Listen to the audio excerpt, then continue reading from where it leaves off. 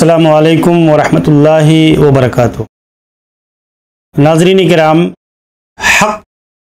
قبول نہ کرنے، حق کو نہ ماننے اور ہدایت سے اعراض کرنے کی دوسری بنیادی سبب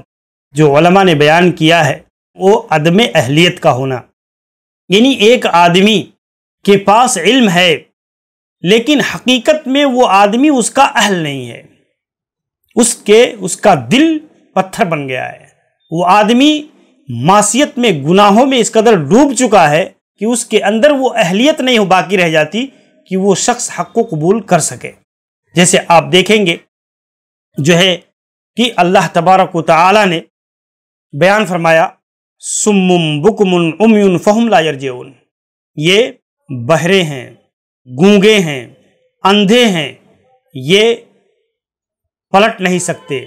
شرک کو چھوڑ کر، کفر کو چھوڑ کر یہ حق و ہدایت کو قبول نہیں کر سکتے۔ تو آپ دیکھیں کہ اس معاملے میں بعض دفعہ ایک آدمی کے لیے جو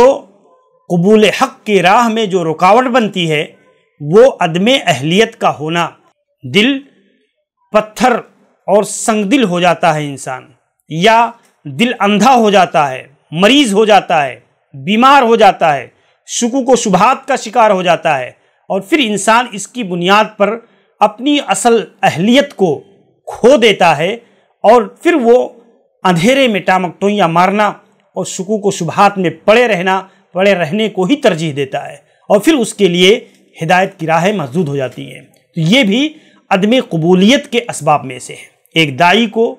ایک عالم کو، ایک امام کو یہ بات بھی جاننی چاہیے کہ انسان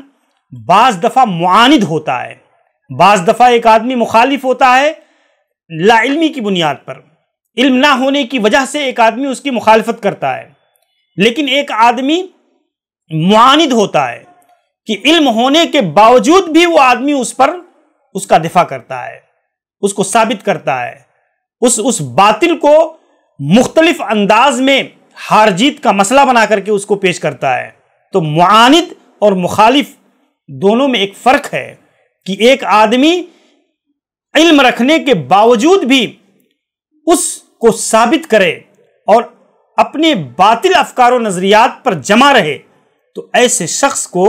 عموماً ایسے افراد کو، ایسے لوگوں سے ہدایت روٹ جاتی ہے، اور آدمی کو اکثر ایسا دیکھا گیا ہے کہ ایسے لوگوں کو صحیح بات کی ہدایت نہیں مل پاتی ہے، رہنمائی نہیں مل پاتی ہے۔ یہ اللہ کی طرف سے بھی ہوتا ہے کہ اللہ تعالیٰ جب ایک آدمی جو ہے جب اسی راستے کو اختیار کر لیتا ہے تو اللہ تعالیٰ اس کے دل کو بھی ٹیڑھا کر دیتا ہے، اللہ تعالیٰ اس کے دل میں بھی کجی پیدا کر دیتا ہے۔ تو اس حیثیت سے ہم دیکھتے ہیں کہ عدم اہلیت بھی ایک بنیادی سبب ہے حق کے قبول نہ کرنے کا، حق سے دور ہونے کا۔ اسی لیے اللہ تعالیٰ نے قرآن کریم کے اندر بیان فرمایا وَلَا تَكُونُوا كَالَّذِينَ قَالُوا سَمِعْنَا وَهُمْ لَا يَسْمَعُونَ، ان لوگوں کی طرح نہ ہو جاؤ جنہوں نے کہا کہ ہم نے سنا ہے اور انہوں نے سنا نہیں، یعنی انہوں نے کہا کہ ہاں ہم نے اس کو مان لیا لیکن حقیقت میں وہ کیا ہے، ماننے والے نہیں ہیں۔ ان شر الدواب عند اللہ الصم البکم الذی لا یعقلون، اللہ تعالیٰ نے ایسے لوگوں کی مثال بیان فرمائی کہ یہ بہرے اور گونگے ہیں اور چوپایوں میں سب سے بدترین چوپائے ہیں، ایسے لوگ جو گونگے اور بہرے ہیں، الذین لا یعقلون، جو عقل نہیں رکھتے، سمجھ بوجھ نہیں رکھتے، یعنی وَلَوْ عَلِمَ اللَّهُ فِيهِمْ خَيْرًا، اگر اللہ ان میں کوئی خیر پاتا، اگر اللہ تعالیٰ ان کے اندر کوئی خیر جانتا، لَأَسْمَعْهُمْ، تو اللہ انہیں ضرور سنا دیتا، اس بات کو حق کی ہدایت دے دیتا۔ وَلَوْ أَسْمَعْهُمْ لَتَوَلَّوْا وَهُمْ مُعْرِضُونَ، اور یہ اتنے معاند ہیں، اتنے دلوں کے سخت ہو چکے ہیں کہ اگر اللہ انہیں سنا بھی دے حق کی بات کو، حق کا علم دے بھی دے، تو یہ پلٹنے والے نہیں ہیں، یہ ماننے والے نہیں ہیں، یہ اسی طرح سے اعراض کرتے رہیں گے اور اسلام کی دشمنی میں، نبی کی دشمنی میں، قرآن کی دشمنی میں ایسے ہی اندھے بہرے گونگے بن کر کے پڑے رہیں گے۔ تو یہ بھی ایک بہت بڑی چیز ہے۔ آپ دیکھیں ابو جہل، ابو لہب جیسے لوگوں کے اسلام کا قبول نہ کرنا یہ اسی قسم کے اسباب میں سے ہے کہ یہ حق کو سمجھنے کے باوجود معاند تھے، یہ معاند تھے۔ اسی لیے کہا جاتا ہے نصارہ اسلام کی تاریخ میں کثرت کے ساتھ اسلام کے اندر داخل ہوئے، لیکن یہود یہ اسلام کے بدترین دشمن اور معاند تھے۔ حق کو جاننے کے باوجود بھی انہوں نے اسلام کو قبول نہیں کیا، اسی لیے مغضوب علیہ ٹھہرے۔ تو میرے بھائیوں، اس بات کو بھی ہمیں جاننا چاہیے، ایک داعی کو، ایک عالم کو بھی اس حیثیت سے بھی یہ علم ہونا چاہیے کہ بعض دفعہ کسی شخص کا صحیح عقیدے اور منہج کا قبول نہ کرنا یہ اس کی عدم اہلیت کی بنیاد پر ہوا کرتی ہے، یعنی اللہ نے اس کو ایسا سنگ دل، پتھر دل اور یہ اس طرح سے بنا دیا ہے، اس کو ایسا گونگا بہرا بنا دیا ہے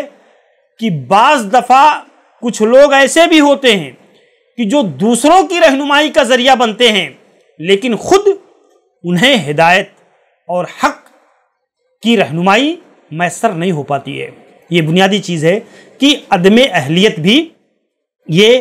قبول حق کے راستے میں رکاوٹ اور موانع کے اسباب میں سے ہے، بنتی ہے، اور اس کے لیے ایک داعی کو یہ چیز بھی جاننا چاہیے۔ اس لیے دعوت کے معاملے میں ان بنیادی چیزوں کو بھی سمجھنا اور جاننا ہمارے لیے ضروری ہے۔ اللہ تعالیٰ ہمیں اس کی توفیق نصیب فرمائے۔ السلام علیکم ورحمۃ اللہ وبرکاتہ۔